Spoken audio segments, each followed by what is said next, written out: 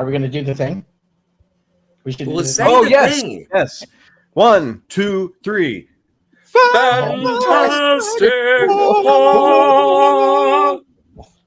We should never sing. And everyone unsubscribed. Yeah. The Fantasmagorium is proud to present. Are we live? We are live. The Fantasmagorium is proud to present a revisitation of Marvel's first family. Oh my stars. Is the fourth time going to be the charm? Let's find out. I am Scotty R37. Kat is Kat. Steve is Steve. And Ben is Ben. Welcome to the show. We are the Fantastic Four. Flame on. Flame on. Flame on, baby. Flame on. Remember when I said I didn't have an intro? That was Yeah, pretty I was okay. like, That was okay. That was a pretty That damn was good good. one. You're an improvist. It worked for me. So I got the opportunity to see the Fantastic Four 2025 opening day, actually, I think. Nice. And it warmed the cockles of my heart. And it was a great presentation. And I did go in, like, let's just wipe the slate clean right now.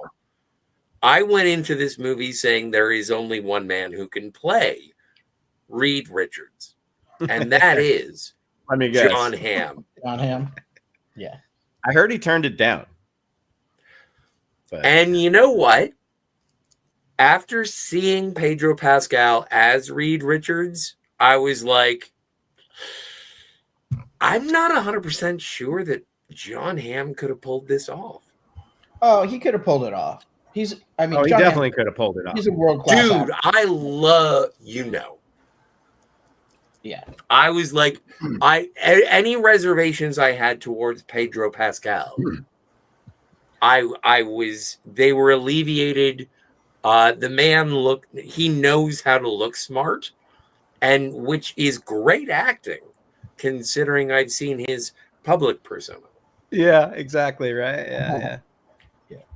Well, every actor brings their own sauce to the role. So John Hamm simply would have just played him less awkward and more commanding, Right. So, Probably more. Well, more, and yeah, but more the aligned thing with is, comic book. don't forget, we're crossing our fingers on a James Gunn, John Hamm Batman. We are. I think you are. I if am. you cut the James Gunn part of it, I'm in.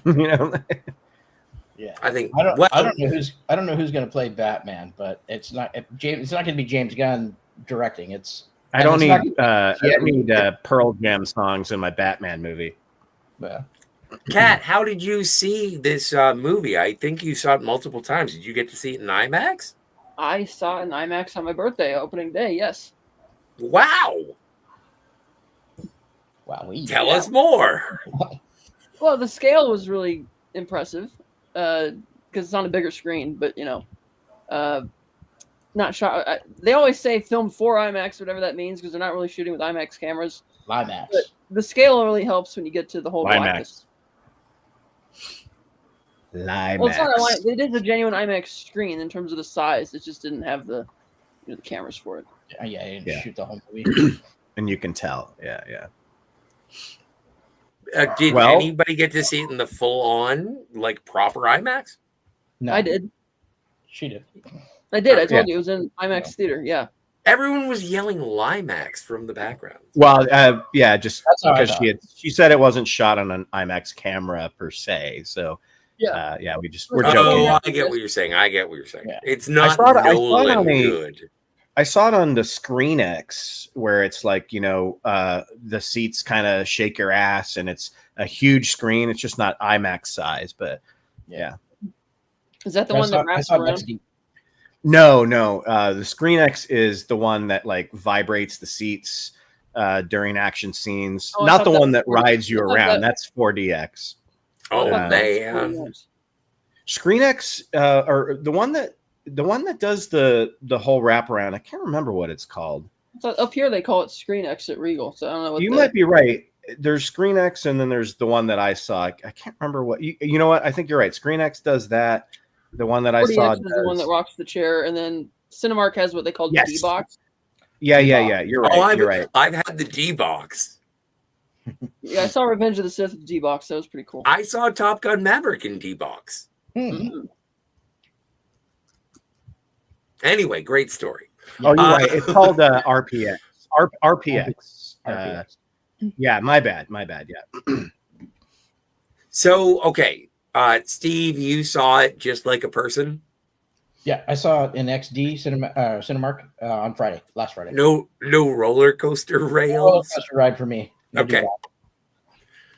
But did you see it underwater? I hear that's the next thing. No, that's the next thing. Yeah, that's what James Cameron wants you to see it. He wants you literally submerged in water for the next Avatar movie. Ladies and gentlemen, Fantastic Four. So, what is your experience with the Fantastic Four? Like, are you guys fans, or do you care? Or yeah, I love a long-time fan. And I thought this, after walking out of the theater, I thought, well, this is Marvel, back to top tier Marvel. I really like Thunderbolts, but I really liked Thunderbolts. So, Me too. I thought that was kind of a return to yeah, form. but you've got a boner for Florence Pugh. I do, but that's beside the point. I'm sure you do too, Scott. It actually is kind of the point. No, she's a boner for Dana Carvey. Yeah. So I got a boner for Julia Louise Dreyfus. So yeah. So I thought Thunderbolts was really good. I thought it was up there too. I don't know if I call it top tier, but it's damn close. I thought this was definitely in the mix. It's definitely not the best Marvel movie, but I really like it. I think Thunderbolts is top tier since 2020. Oh, absolutely. If that's the metric, absolutely. Well, do you want to get reviews out of the way right away? Sure. I think before we do that, though, Ben, don't you have a couple of Fantastic Four comments? Sure. I do, Steve. Thank you very much. I just, I dug these up. I got like dust fingers because I wanted to. I'm like, I know I have some Fantastic Four comics, and I only bought like weird Fantastic Four ones. So probably the most normal one I have is this one is just the Silver Surfer, and it also features Galactus, and it's not a super rare one, and a lot of people find it kind of find it boring, but it's a fun one. Sounds rad. Okay, so this one is really now that cool. You're big. Can I see the last one again? Oh yeah, sorry guys. Yeah, no, we just made you big. Oh, that is awesome. Very cool. Super Palu. Nice. Yeah, and this one's really cool. It's really old. So it's not in great condition, but it's a Marvel Knights Fantastic Four where Luke Cage joins the Fantastic Four, as well as Power Man. So you have, I guess, the Fantastic Six. But look at Luke Cage in this. Like that is not the Luke Cage from the show. No, but that's classic Luke Cage. No, but he looks more like if Rick James cut his hair. But he looks like Pam Grier if he was a man. Ben's face in this is like, what the fuck is going on? He looks like he prematurely ejaculated or something. But so this is the most interesting one. This is when the Fantastic Four used to branch out and bring in different members all the time. So this one has Emma Frost. Is there a She-Hulk? Do you have a She-Hulk? Yes, it's got Emma Frost, Ant-Man, She-Hulk, and the leader is Johnny Storm. Oh wow. Yeah. That's a cool one. I love the crazy shit that the Fantastic Four does. Yeah, it was cool. Sometimes I forget like She-Hulk was a big part of Fantastic Four. I unfortunately I don't think we're ever going to see that in the movies, at least not with what there is to be dealt with now. But thanks for letting me share those. I was happy I dug those up. Well, if we're doing the media share, can you make me big? Yeah, I mean, and I'm bigger. You know what, dude? I'm just doing this because you opened the door. I did, but no. And Ben, this is not So I have this. Oh, yeah, that's badass. Oh, Omnibus. Yeah, that's good. Is that what they call an omnibus? It is. This is what they call heavy shit. Mm-hmm. And it is. I say get off the bus if you're on glossy. It is incredible.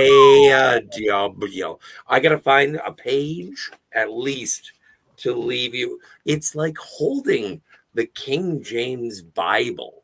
Well, they paid homage to that cover in the movie as well.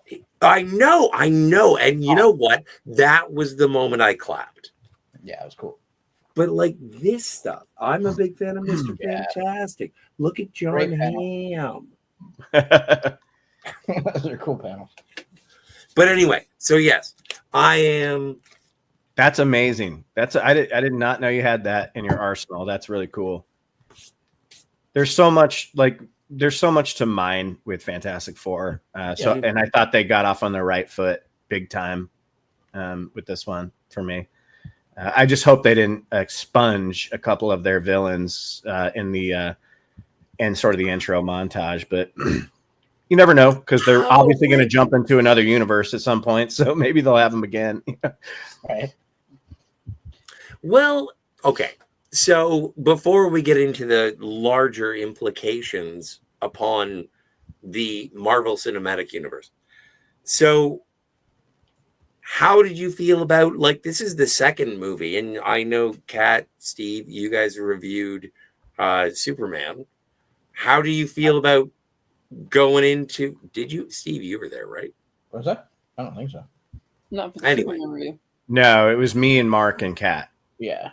So you guys reviewed it, and this is another movie where it's like a bunch of people jumping in, and it's like, don't you just know who they are?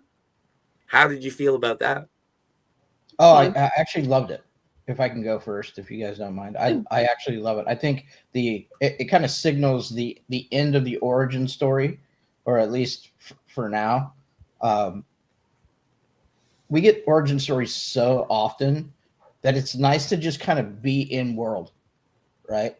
Where superheroes are already superheroing, and it's not some kind of learning process or growing process. It's just, hey, this is the world. There's we have there's super beings all over the place, or what have you.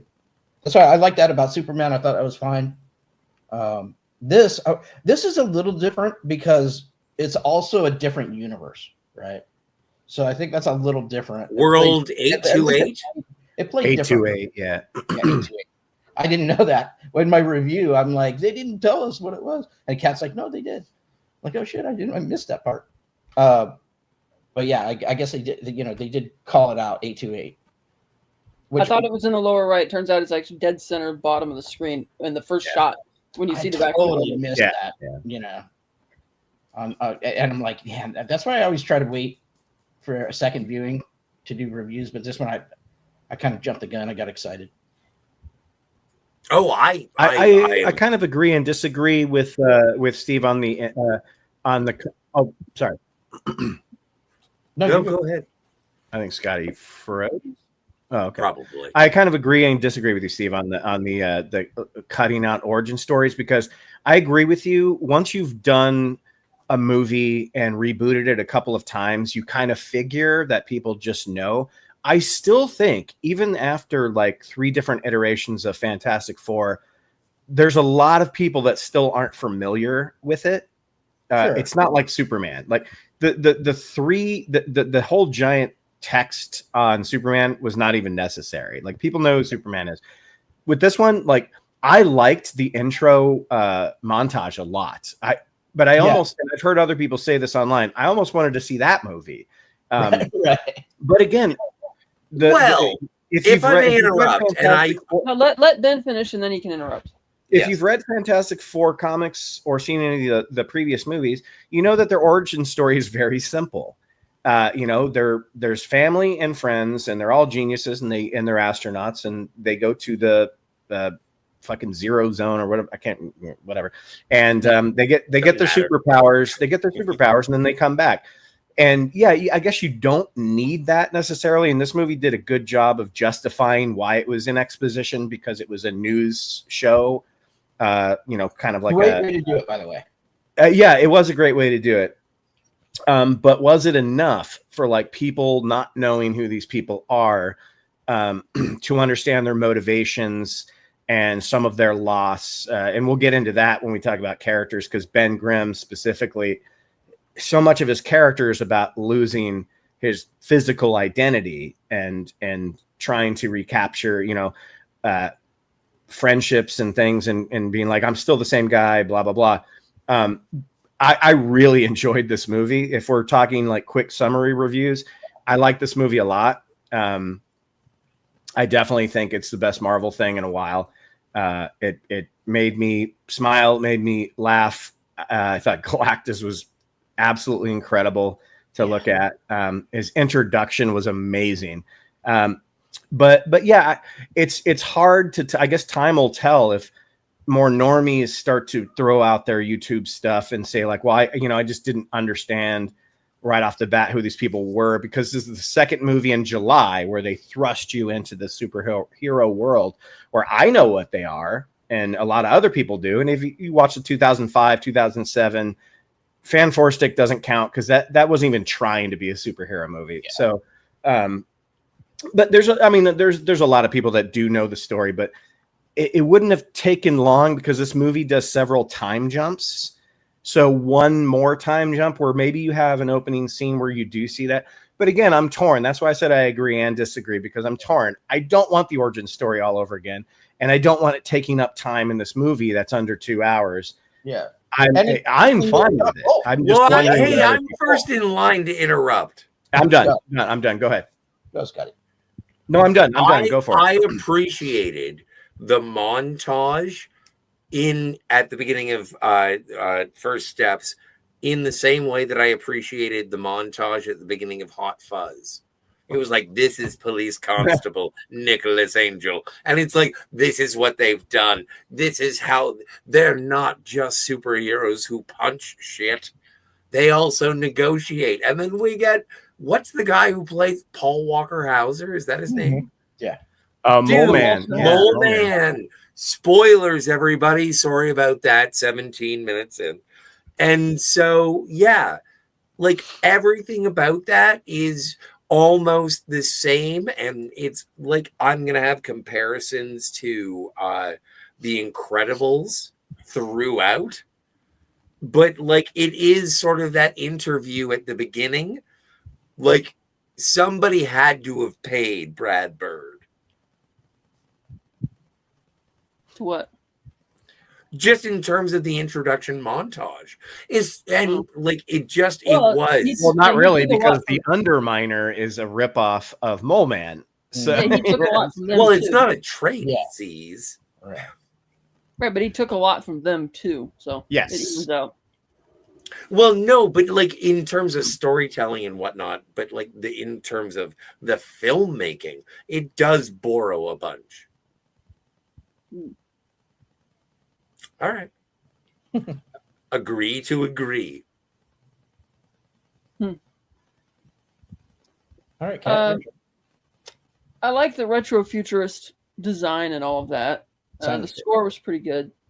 I agree they didn't need to. They kind of do address the origin story in the movie in the opening scene where they do the TV show that Mark Gatiss is hosting, the Ted Gilbert show or whatever. And it's like, okay, the origin's fine. But what follows is easily the best scene in the entire movie, which is the montage of Fantastic Four in their heyday. And it's like, I'm watching this and I'm like, this feels like this should be the first movie where you're facing your more earthbound type villains and such. And it's like, again, Feige committing the same sin that he did with Captain America: The First Avenger, where he's in a rush to get to the shared universe aspect of the story that, hey, you've created this great world. Stop it. He's created this great world here. And it's like, well, maybe we should actually play in this sandbox for a bit before we rush ahead to all the other characters. And this movie doesn't do that. It rushes very quickly into the Galactus plot. And it's like, which was kind of less fun, drags a lot. It gets dour and grim really quick. Yeah. Galactus. I knew this was going to happen. Galactus looks cool. He does look really cool, but he is definitely the most one-dimensional villain Marvel has had in a long time. One of their most. It's like we know nothing about him. It's like, yeah, I'm hungry and I want to. Sorry, did you just say that Galactus was one-dimensional in this movie? Yeah. What do you mean in this movie? Well, because there's nothing else that they like. If you read a lot of tell me about Galactus's love life. Well, the Silver what are his wants and aspirations beyond hunger? The Silver Surfer is supposed to make up that difference. With right, you're trying to make up that. But the Silver Surfer is a slave. Will you shut up and let me talk? Well, as soon as you start making sense, I will. I am making sense. It's like, okay, because the movie gets to the Galactus plot very quickly.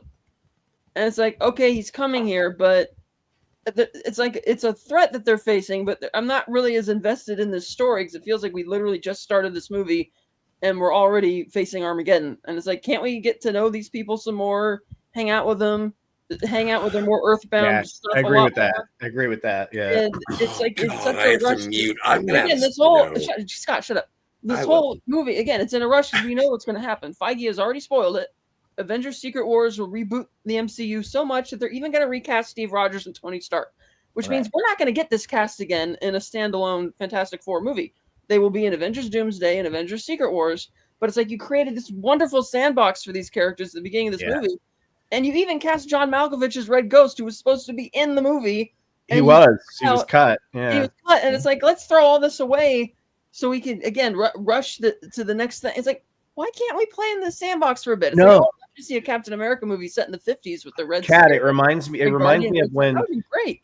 Cat, it reminds me of when I saw Guardians 1 and I was like, man, I love this team. I love this world. Man, I hope it never goes into the bigger MCU. And we did get a part 2 that never did.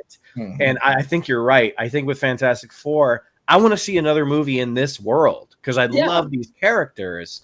And I don't think we're going to. I mean, they skipped that movie. That movie was in the first 10 minutes, and then they jumped into the sequel to deal with Galactus. And it's like, no, I want to see more of this movie. This movie's really fun. It's just really exciting. It really, and it's like, man, this is great. And talk about Paul Walter Hauser as Mole Man. He practically so good. The movie.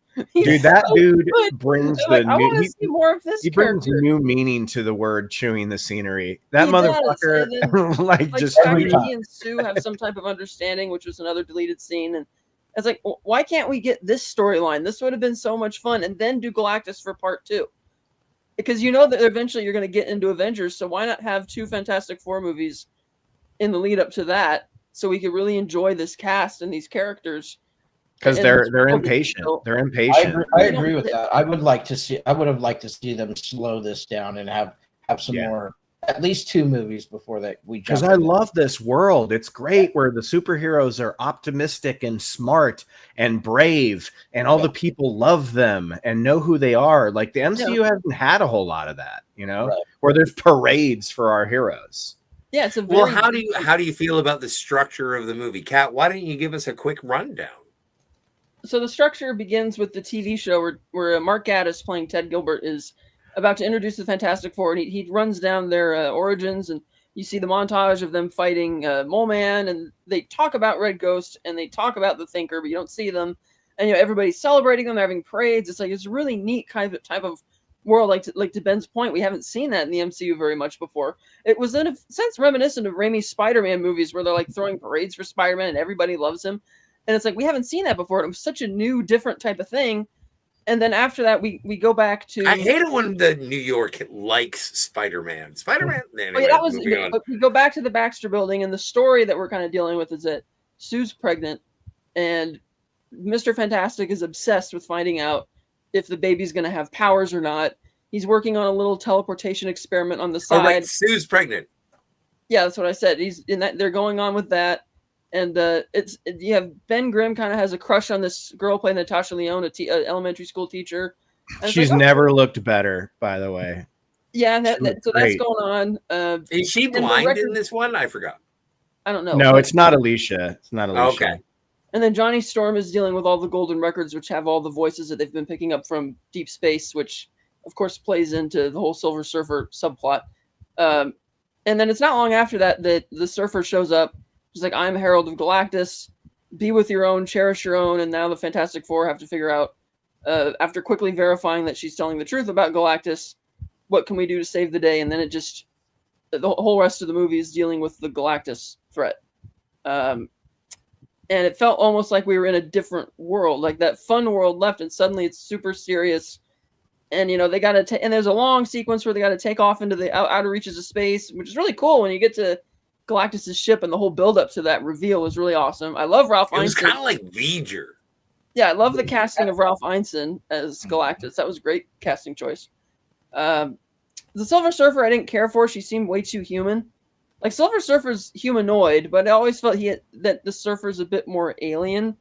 And this, granted, they gave a reason for that. It was like, well, Norrin Rad was like the Silver Surfer for so long. He almost spoke in Shakespearean. Right. Where, you're right. Like, Shalabal is kind of just like a chick, Yeah, I didn't really feel like she was I thought she had authoritative chickness. I liked her. her. I'm just saying there's a difference. And you could tell that it's also this world that they've established. It's very, I wanted to fuck both Norrin Rad and Shalabal. Like, this is and, just on the board.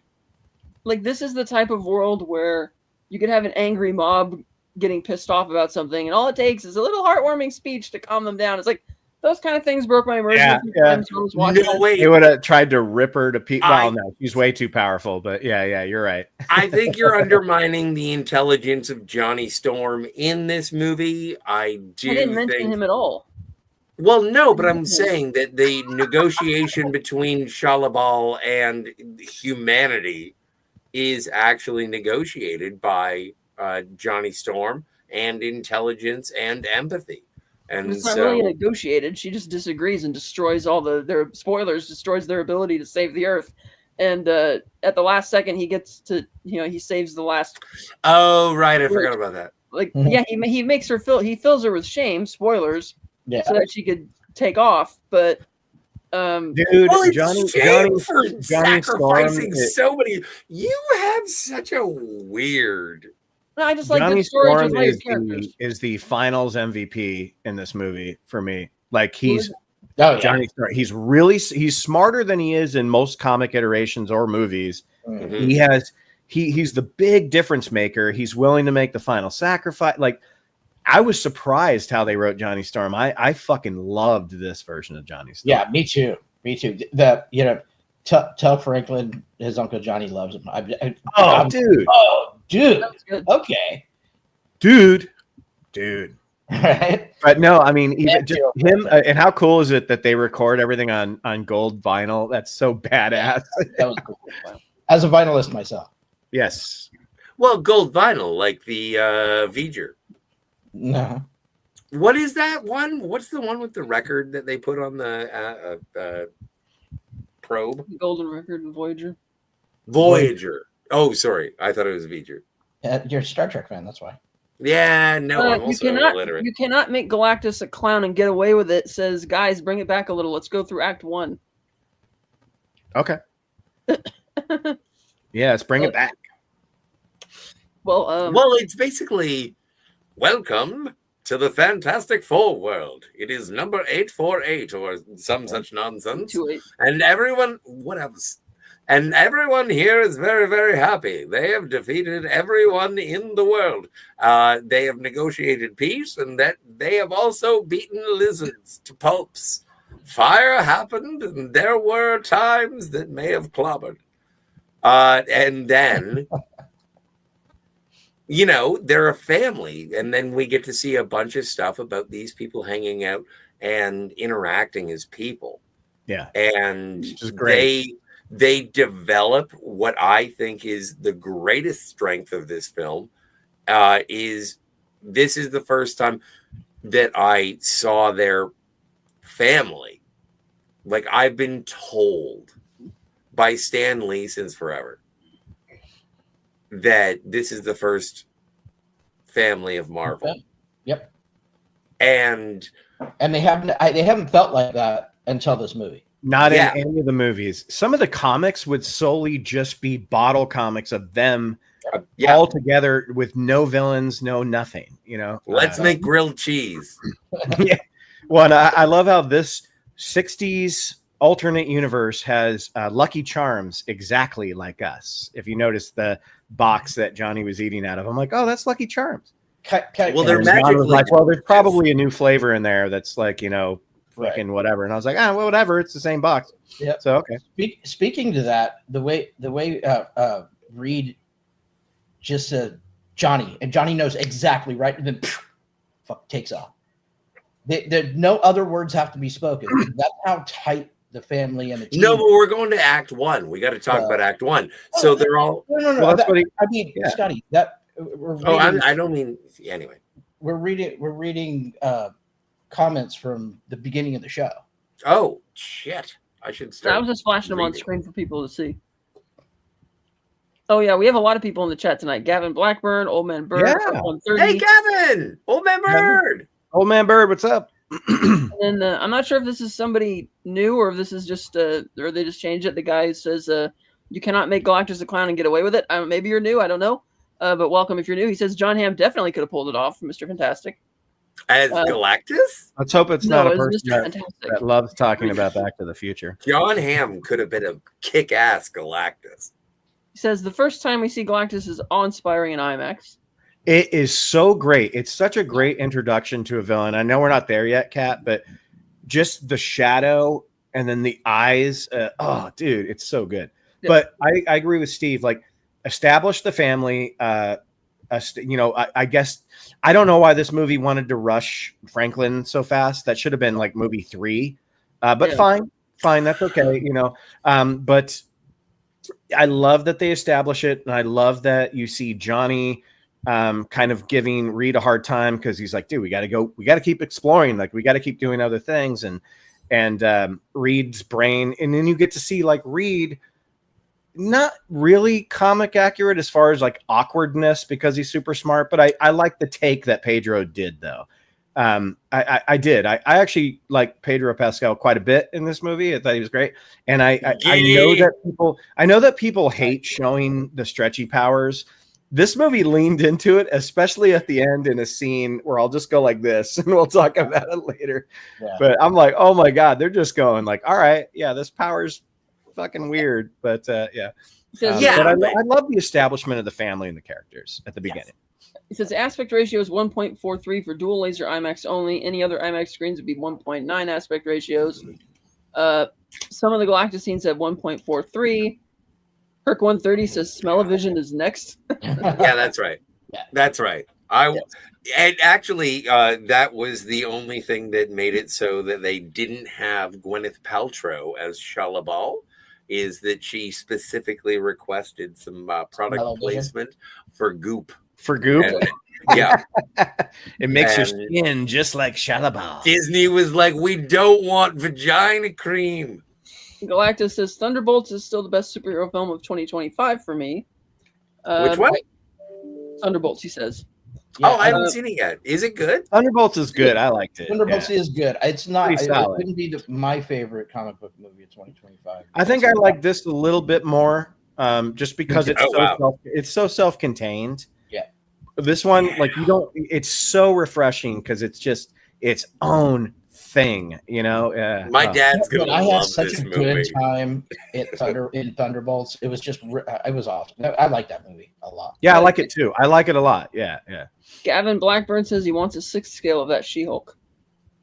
Oh, I want a 1-to-1. This one? That girl right there, which is not the one you get in the TV show, by the way. Yeah, well, even if you order them from Hot Toys, you don't get them. Galactus says Fantastic Four is slightly better than Superman. Superman was bad, borderline an absolute disaster, in my opinion. Oh, I don't agree with that either. I disagree with that. So it sounds like he doesn't like Fantastic Four that much either. Yeah. Well, I think Fantastic Four is a way better movie as far as story structure and just being able to watch it as a movie. I think Superman was more fun because we couldn't stop laughing, even though I'm not sure if it was supposed to be funny or not. I think so. I think it was. I think it was supposed to be an endorphin fun time. It was fun. It was fun. It was fun. I kind of beat it to shit on our review, but I was having fun watching it. But Fantastic Four is more of an endorphin sentimental time, and it's not even sentimental towards the Fantastic Four. No, because not as really. you said, no one knows. Like, everyone knows it's a shitty movie series from a ways ago, and no one knows the history. I didn't have high expectations at all for this movie, except for the fact that Matt Shakman directed it. I love his stuff. I love what he did with the WandaVision show. Yeah, and you can see it in this. Oh, yeah, you can. I want to. Totally They can. picked him. They picked him because we want to go retro 60s because of those first like 3 episodes. I would assume, yeah. Galactus says the retro futuristic production design was excellent. Score was excellent. Visual effects were gorgeous at times. Chemistry of the 4 was good, and Act 1 and 2 was good to watch. Yeah. Yeah, I have no problem with any of that. 3 wraps up a little too quick, but but we'll get there. Yeah. Gavin says the memory store from Doctor Strange was the laziest way to do an origin story without doing an origin story. Memory store? Oh, from Multiverse of Madness. Yeah. That's how they give you the origin of the girl or whatever. America, yeah.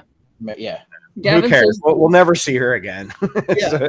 The Prisoner TV show intro was the best ever at delivering an origin story quickly. Yeah, absolutely. Dude, Gavin, you're on the nose. Galactus says, yeah, I agree, Kat. The MCU constantly undercut themselves. Well, that's what this movie doesn't feel the need to undercut a dramatic moment with a fucking joke. No. Yeah. Like every 2 seconds. And that's the one thing. Thunderbolts also didn't do that. It held restraint a little bit where it was just getting ridiculous. Like, I mean, Thor: Love and Thunder, don't even get me started. Like, haven't seen it because of things like that. You feel the constraint of the cinematic universe in a movie like this because it has to be one and done, right? Because there's so many other things they have planned in this universe. They're not slowing down. That's why. And this movie has funny. It just does it in such a different way where it doesn't take away from any scene. Absolutely. I agree with that. I think what it does is it doesn't allow for these movies to breathe and take on a life of their own because they're stuck in this universe. I wish Feige would just say it's okay to do one-offs, like one-shots. I don't understand. Yeah, like they did with Guardians too. Guardians too. Well, hey, nothing to do with the MCU. It's sort of like Feige undervaluing it as well because this is a great world. Why are we in such a rush to get to Avengers? Like to Ben's point, Franklin is like a third entry thing to bring up. Why are we already doing that like 10 minutes into the movie? It is phase that was probably the weakest thing for me. Phase 38 yet. Yeah. So anyway, no, but I was actually I wanted to sort of pivot a little bit. And no wonder that kid is special. His father is 50 and his mother is 38. Well, I wanted to pivot just a little bit and talk about the special effects. What did you guys think about the chase between the Fantastic Car and the Silver Surfer with the shooting? The car or the space scene? Because the space scene was unbelievable. Anything in space shooting at the Silver Surfer. I thought the Surfer was great too. They actually surf moves that actually made sense. Yeah, I liked it that she held she held the tip of her board and she knew how to, that was rad. Yeah, no, it was really cool the way she maneuvered. Some of the close-up stuff of her was a little iffy, but like not as bad that scene where they're leaving. You can participate anytime you want. Just start talking. When they're leaving Galactus' ship and running, that's my favorite scene in the entire movie. That's my favorite scene. Welcome. Those special effects are incredible.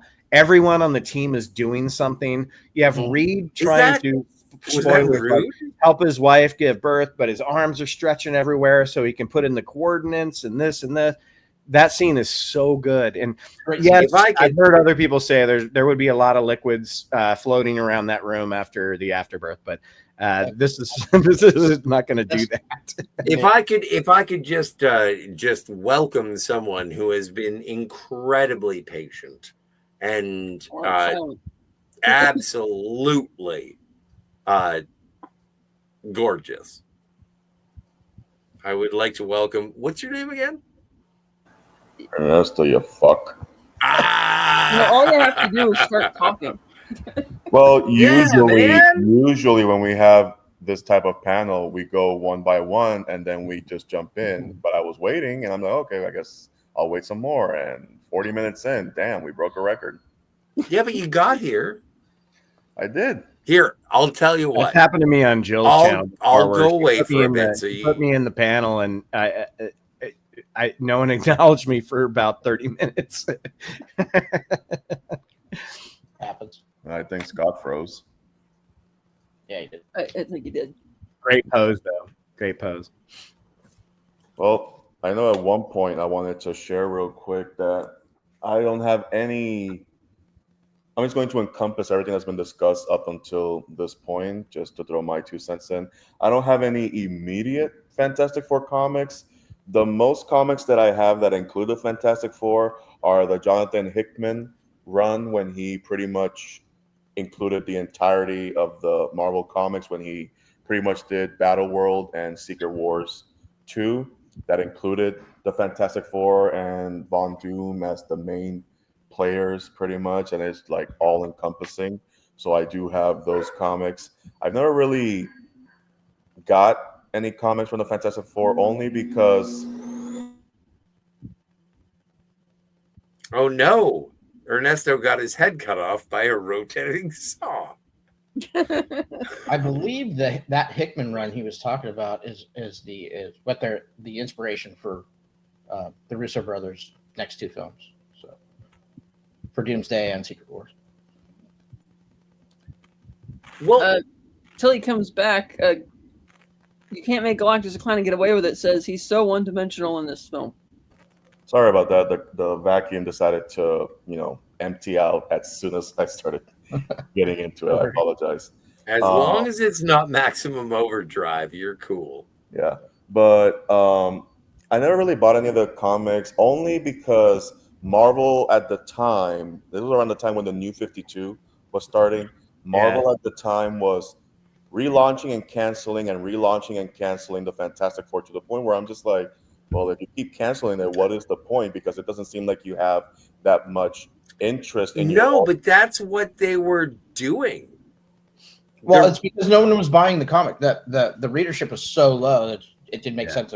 They just kept scratching and starting over. But to that point, I never jumped in, because to me, as a potential consumer, I'm just like, well, if you keep canceling them and relaunching them, why should I invest in any storyline? Like, it's very different if everything is a company-wide relaunch. Those I understand, because they're doing all these events that are, starting everything. Like, I get that. Mm-hmm. But one specific comic book that is constantly being canceled that often, it's like, why should I? So I got most of my Fantastic Four knowledge from reading those Hickman books. And prior to reading comics, I saw the more recent animated Fantastic Four that played on Toonami for 2 episodes, which did feature an episode with She-Hulk. And I love that episode because that She-Hulk, the entire time she was on, she was flirting with John. Yeah. The entire time. But She-Hulk's a slut. Ernesto, didn't all but Sue Storm die in, was it Secret Wars? Like, not, was it Secret Wars? Infinity Gauntlet. There's only like one Fantastic Four left in one of those big team up. I think Battleworld. I don't think anybody survives. Maybe Secret Wars? I don't know, man. And as far as showing off any books for this discussion, I do have the encyclopedia with the Stan Lee introduction. And every time I come across a character that I haven't heard of in any capacity, I just go to it. Just stay on screen, man. You're a handsome fella. Just stay on screen. No, I'm good, thanks. But as a movie as a whole, of the superhero movies that came out this year, Fantastic Four to me is the better one. Me too. Even though if you were to compare this one with Superman, they both follow the same blueprint by way of where the world is, how the world is perceiving the main characters as a whole, the major threat. They both have a black hole scene. They both have the people turning on them. They both have the people turning on them and everything, except in this one, it actually is allowed to breathe. It makes more sense. It's more. Well, Ernesto. Thank you. This movie lets character moments breathe. Yeah. Ernesto, may I ask you a question? Yeah. So you're describing a narrative that makes me think, as an audience and also as a fan of these movies, are they sort of saying, like, people have talked about superhero fatigue, and it's like, but if both of those movies have, the people turned on their heroes, is it sort of a recognition of that, an acknowledgement of that, and then just sort of, that's what we're doing. It's like, don't hate us. We're trying to entertain you. Have a giant squid. Like, is that a thing that they're doing? Because both of them do it. I'm not attributing it to fatigue. It's more of a personal taste with these two movies, because it's one thing for you to tell me that we're going to make a Superman movie where he's already established, the world knows who he is, he's already been saving people and being Superman for 2 or 3 years. Yeah, thank you for writing that in the text instead of showing it to us. It's another thing to thrust me into volume 5 of 10 in a storyline, which is what felt to me, because it felt like, okay, I, as an avid comic book reader, I, as a comic book nerd, recognize a good chunk of what was in that Superman movie. But I will tell you right now, it was a mess of how they were all just thrown in there, because, okay, this is here, take it or leave it. Whereas in Fantastic Four, it gives you a lot of stuff that maybe the average person doesn't know, other than the name Fantastic Four. But at no point did it feel like... Wait. You said the magic word. You said the magic word. You said the magic word. Ben, aren't we supposed to do like a chorus? Oh, yeah. 3, 2, 1. Fantastic Four. Thank you. We shouldn't. But no, I think I agree with Ernesto on every single point he just made, because Fantastic Four, first of all, it has a lot less characters, so it can be more focused on its 4 cores. When I'm sitting there watching, you all right, Scotty? I'll be fine. That went down the wrong pipe. That sucks. When you're watching Superman, you're like, wait, the engineer just flew. Who the fuck is that? Like, engineer what? And Ultraman. Wait, hold on a second. There's so much stuff being thrown at you. It's like you're trying to catch it's like the movie scene where someone's trying to catch every ball with like 2 mitts, And this movie, it's just simplified. It's your 4 main characters. I mean, I even turned to John at the end and I go, there's hardly any characters in this movie. There's like 7 characters in this movie that are like main people, That's pretty much it. Even Natasha Lyonne's like, she's just a bit part. She's got like 3 she's scenes. in twice. Yeah, she's in like twice. It's Silver Surfer, Galactus, the Fantastic Four, and the guy on the news. That's it. And then the other lady who from the Sue's friend or whoever the lady is, and then Mole Man. So like Mole Man's important. He's important. That's right. That's right. Not in the movie a lot. The Underminer. Yeah. I think just spread it on like butter. Butter me up. Spread it on. I don't trust the surface dwellers, but I trust Sue. Yeah, with Fantastic Four, you have 12 main characters that share a bit enough of screen time. Off the top of my head, I don't know if it's more than 12. 12? That I can recall. Who are the 12? Well, you have the 4, you have the baby, you have the I forgot about Franklin. You're right. The baby's a prop. It's not a character. It's the most powerful fucking being in the galaxy. It doesn't have any dialogue. You have Galactus, you have Shala Bal, you have the PR person, you have the Mole Man. That's 8. You have the guy that bookends the movie, the announcer who has the show. That's 9.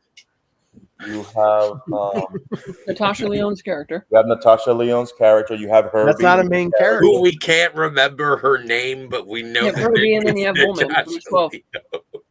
Yeah, but they're featured. He started out by saying 12 main. But they're featured prominently where they all. Was there? Well, and Ernesto, is there a like, I didn't notice the Stan Lee cameo. Is there a Stan Lee cameo? I don't. You know there isn't one. Why are you bringing that up? And what interview? Well, no, I don't mean no, I don't, and I don't mean to be disrespectful. I apologize for my phrasing. Like, I mean,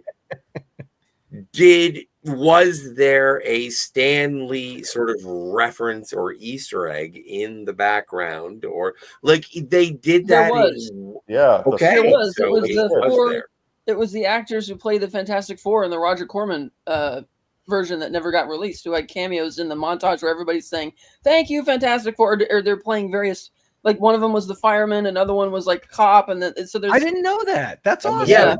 Yeah, I knew about that. But does Stan Lee show up in any of that? Well, Stan Lee doesn't, but the ship is called the Excelsior.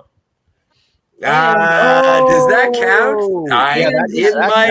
This is more of an allusion to Jack Kirby because that's why it's Earth 828 because he was born August 28th. Well, Jack Kirby shows up when you look at the Thing. Welcome to the Nerd Jacuzzi, everyone.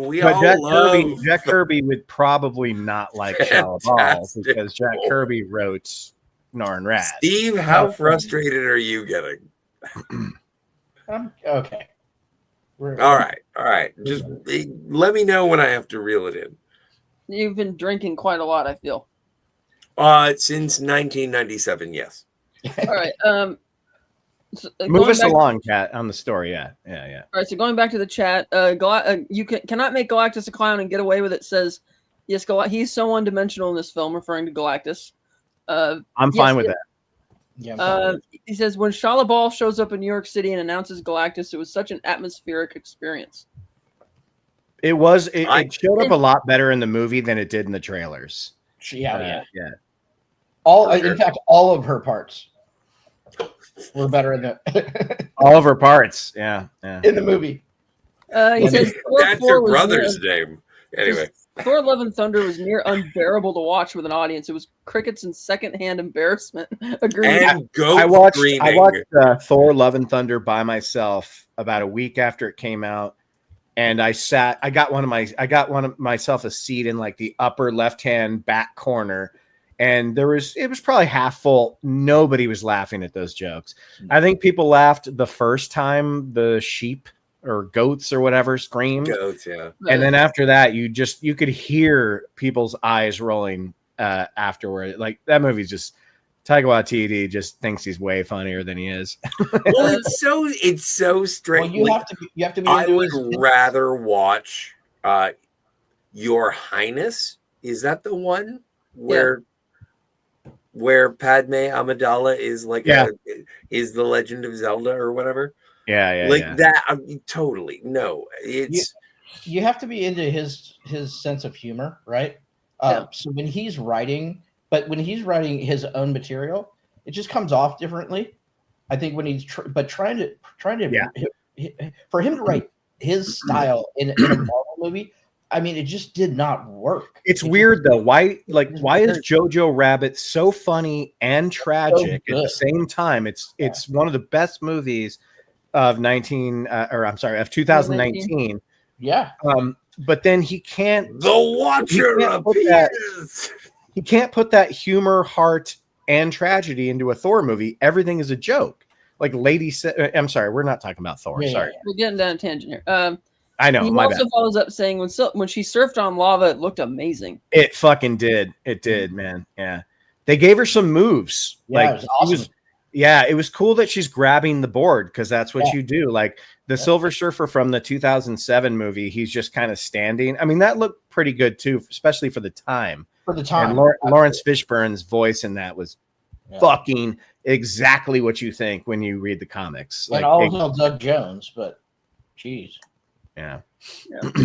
You know what? I didn't buy Morpheus as Norrin Rad. Like I appreciated the physicality and how the special effects worked. Well, that was Doug Jones that did the physicality. Yeah, of course. And I think he did an astounding job.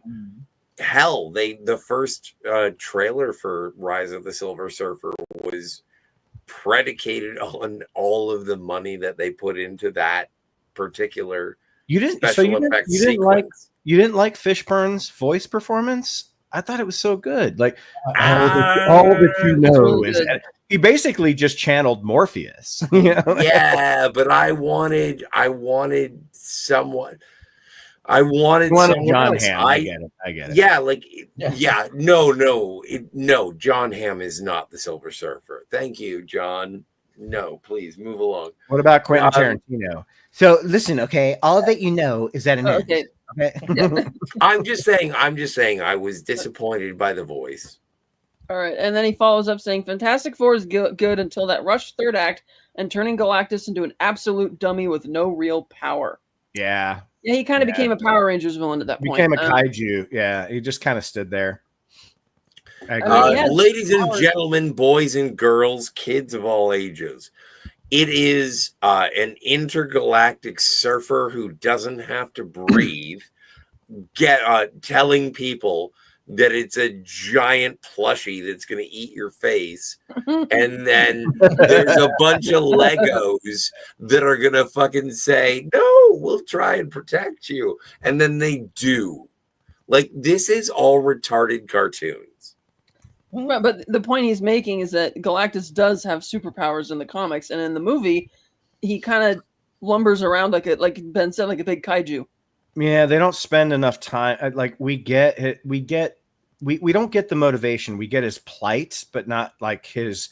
It's a hunger that will not survive. Right, but he mentioned. No, I understand that, but we don't know anything beyond that. Like the thing that was really interesting about him is he tells them the plight billions of years. He says billions of years ago it was like you, just like another man, and then it's like okay, and then what happened? I'm intrigued, and then. Right.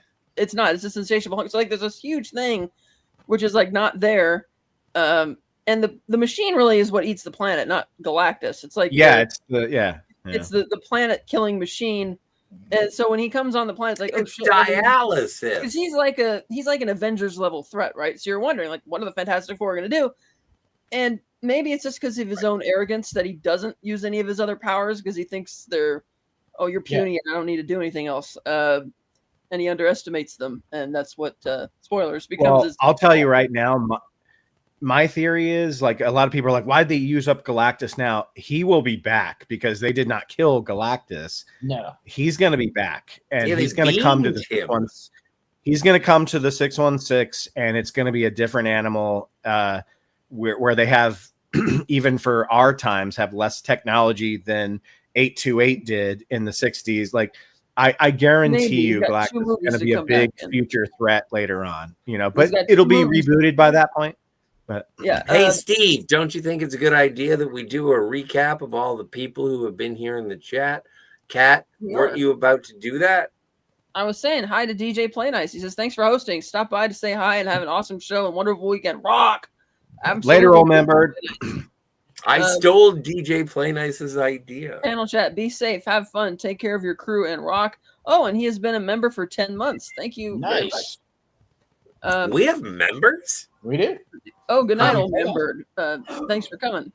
Also, we have 1,150 subscribers as of today. Ernesto, I want to hear more about what you thought of the movie, like overall. Like, did you like it, or did you not like it, or what? Oh, I liked it very much. I didn't love it because I had some issues with it that are inescapable. Like I can't ignore them, and they do kind of hurt it. But judging by what has come out this year in the genre, it is the best movie. Actually, no, I take that back. It's the second best movie because I saw Batman versus the Yakuza League last night, and that one blew me away at how fun it was. So that one is the best movie. That sounds awesome. And that is a movie that really takes advantage of the fact that it's an anime movie of Batman, and it has all the anime tropes plus Japanese theater with puppets. You know how with the puppets they have those like doom, doom, doom, doom, doom, doom, doom, and it has like the flashing lights to introduce a character. Like I don't want to get off topic, but that's what made that movie it. But from the live action point of view, it is the best movie that came out this year. as far as the genre is concerned. I like it very much. That's not a cartoon? What? It's cartoon. That's not a cartoon? It is. I'm talking about live action. This one, Fantastic Four. Oh, I'm sorry. Gotcha. Did you see Killer of Killers? Yes. Did you like it? Yes. Okay. One day. And then Galactus follows up. He says they could have had Galactus shrink down to his smallest size, 28 feet, and have him interact with the Four at a more intimate level that would have increased the stakes more, in my opinion, he says. Yeah. I mean, he could have called up Thanos' butt and then got big and blown him up. Yeah. Right. Galactus just shrinks down and says to Sue Storm, I can eat your planet. Oh, I wanted to ask you, did you buy that Sue would be able to push him all the way down like 10 blocks without him being able to fight back? No, because they didn't. No, again, that's a movie for 2 movies down the road where she's that much stronger. And I get it. It does kill her, to be fair, but you know. No, I know, but like, you don't like. We're never really told that she's that powerful, and then she kind of just does that. We are. We are at the end of that movie. I don't think she is. I took it as that was actually Franklin working through his mother. I didn't even think about that. Oh my God! Hang on. I thought it was 11 from Stranger Things. You just burst an entire Rule 34. I'm going to start. Okay, say something. What was it, Ernesto? Can you repeat the question, please? Do you buy that? Do you buy that Sue would be able to have really pushed Galactus like 10 city blocks without him being able to do anything to stop it? No, and the reason why it happens in this movie is because they're going with the storyline of she's a mom and you're a parent, you're going to do whatever it takes to protect your kid. So mother's love, yeah, exactly. It's kind of like, what was that happened some years ago that a kid was run over by a car and this mom went in there to try to push the car off her and she just pulled whatever strength she had just to move it an inch to get her kid out of the car. That is the equivalent to that scene where she conjures up whatever power she has to push Galactus away. And what I understand, as the Sue Storm has been presented to us here, no, I don't think she could. But because we're going with the with the narrative that I'm a mama bear, I'm going to protect my kid, then that's what's happening. I think it's that, but I also think that she was tapping into Franklin's power as well. You know, I didn't even think of that, Steve, but I agree with Ernesto. Like, yeah, it's the mom's love that really did it. I just wish there was a little more teamwork. I know Ben smashed down the pillar things and it helped kind of knock over the building. And I know that, Reed, sprung things or whatever to do. Do you guys remember that scene where Reed finds a weakness in Galactus and he like stabs him with something and Galactus is like, oh, it's like, why did they never capitalize on that or even mention that again? Well, I think maybe I found a weakness, guys. Like Johnny, jump into that thing. Well, I think it's because after he picks him up, he does the stretchy thing, and he's like down and out, and Reed is down and out for a while. But Reed is down for quite a while and not saying anything to anybody because he's been just totally that totally wiped him out type of thing. Yeah, Reed's kind of a pussy in this movie, but he's fine. He's fine. He only has stretchy powers, so we give him a break. I think it's just. As Kat, you and I are always preaching, the plot demands it. Yeah, the plot demands it. A being like Galactus, I remember the first time in a modern sense that I saw a modern interpretation of Galactus fighting the Marvel heroes was in the animated series that came out after the first Avengers movies called Avengers Earth's Mightiest Heroes that premiered on, I think it was the Disney Channel or Disney XD. And their final, it only was one season, but their last couple of episodes featured Galactus invading, and it took everyone, and I mean everyone, Thor, Black Panther, all the Herald, Doctor Doom, everybody to fight this guy. So when I heard that they were going to bring Galactus and try again, I'm like, okay, well, at least we'll get a accurate looking Galactus, but I was telling Kat at the end of Thunderbolts, because I'm bringing it back because there's a reference to it, to the Fantastic Four in that movie. I was under the impression, spoilers, I was under the impression that this movie was going to end with them losing. We all thought that. I think we all thought that. Yeah. Because there's no way they can stop them. Just the four of them. There is nothing that you have to stop the Silver Surfer. What makes you think you're going to stop Galactus, who gave the Surfer its powers? Right. Well, that's why. That's why that chat member said it. The third act was rushed and happened too quick and too easy. Yeah, it was very plot armor infused. And yes, he is going to come back. We are going to see him in Secret Wars and all that stuff. We are going to see him back, but it's like, yeah, but it's kind of like, and this has happened before with other villain antagonists. If you're able to beat them this easily with X character or X something, what makes that character now a threat moving forward if this is how you're going to dispatch them? Well, that's another reason they got rid of Kang. It's the problem with the multiverse because they don't. With Kang Galactus in 828 doesn't have to have the same powers as the Galactus in 616. Yeah, Kang wasn't gotten rid of just because Jonathan Majors, messed up. It was because terrible. So they're like, oh man, this just isn't working. And then the excuse was, he got in a spat with his girlfriend or whatever he did. So Galactus is meant to be one of the most powerful beings in the Marvel universe. But 100%. Not the most interesting, but one of the most powerful. Yeah. Right, but to Steve's point, in which universe? Because when you're doing multiverse, and in the movies, they always change things. He also says, where was an inkling of that in the film that Franklin was working through Sue? This wasn't skillfully done whatsoever. True, Franklin was kind of crying and crying the whole time when Galactus was holding him. So I don't know, maybe. I think they just did the whole mother bear thing and figured, well, they will get away with it if we kill her. But then, Franklin can bring her back. Well, Steve can answer that or try to because that's his theory. It's just that's what I took away from the movie that she was because she was pregnant with Franklin. She was tapping into that power. Well, she wasn't pregnant. He was already born. At the end of the movie. Yeah. At the end of the movie. Yeah. I don't recall anything suggesting that she was tapping into his powers.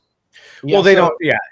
They don't. They don't. Spell it out. I don't see any indication that she was tapping into. At that point when she's I agree with you guys. At that point when she's moving him back, that there's no way she has that power, or at least if she has it, they didn't explain why.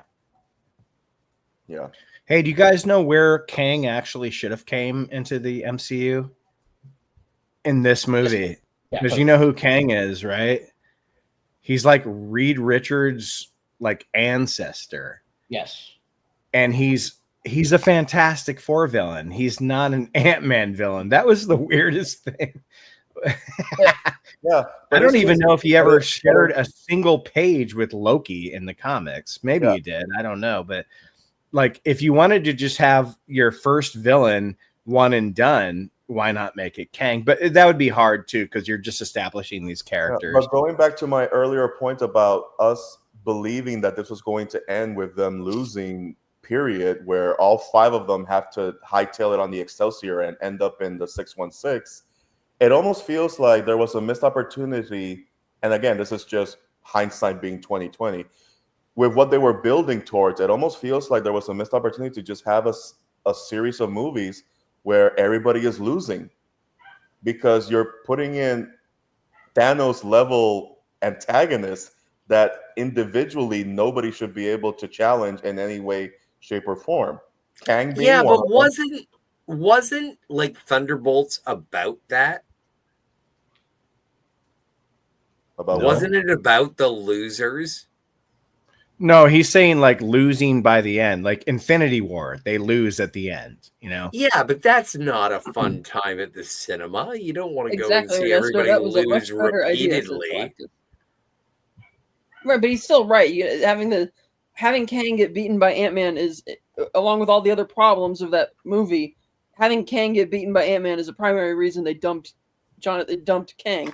Don't let Ant-Man is street level. Right, but I'm saying don't let Feige rewrite history and say we were planning Doom from way before Quantumania. No, that was not. That's not like. Well, and also, isn't canonically in the Marvel comics, and I could be wrong. I could be talking out of my ass. But like, isn't Kang like Franklin? Yes, and he is. Yeah, not the Franklin that they give birth to, but like a Franklin. So Franklin is black. What?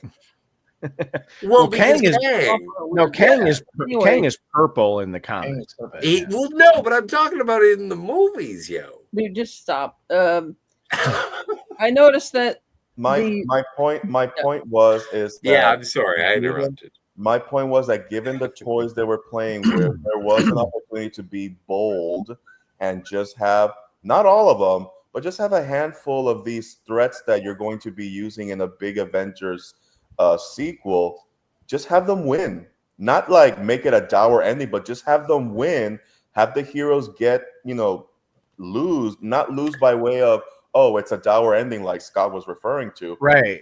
That they're not winning the way you want them to win in the traditional sense. I think a lot of people thought, Ernesto, that this movie was going to end with the way Reed constructed the plan to move the Earth to like another galaxy or whatever, that was going to kind of collide or something like that with 616.